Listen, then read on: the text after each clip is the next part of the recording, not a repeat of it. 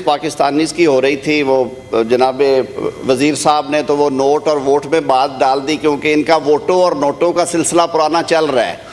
میری صرف عرض یہ ہے کہ اوورسیز پاکستانیز کے حوالے سے آج کل ایک کیس جو کہ ہر پاکستان کے دل کو چبھ رہا ہے، وجیہہ سواتی کا معاملہ۔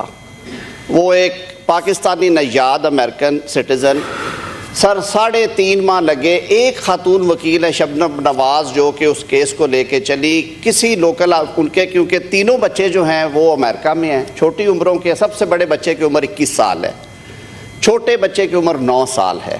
ان کی ہمشیرہ جو ہیں وہ UK نیشنل ہیں، وہ وہاں پہ رہتی ہیں۔ تو میری یہ استدعا ہوگی کہ انتہائی شرمناک کام ہوا ہے، قتل کر کے جس طرح اسے چھپایا گیا، اور اگر وہ ہیومن رائٹس ایکٹیوسٹ جو تھی خاتون وہ اس کیس کا مدعا نہ اٹھاتی تو شاید یہ لاش کبھی ملتی نہ۔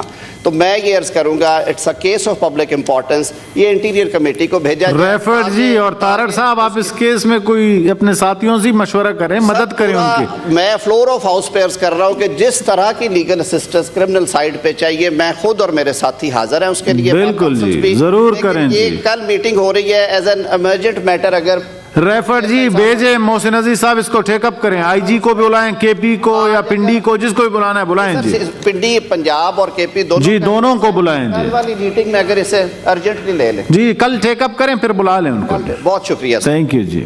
جناب سردار شفیق ترین صاحب۔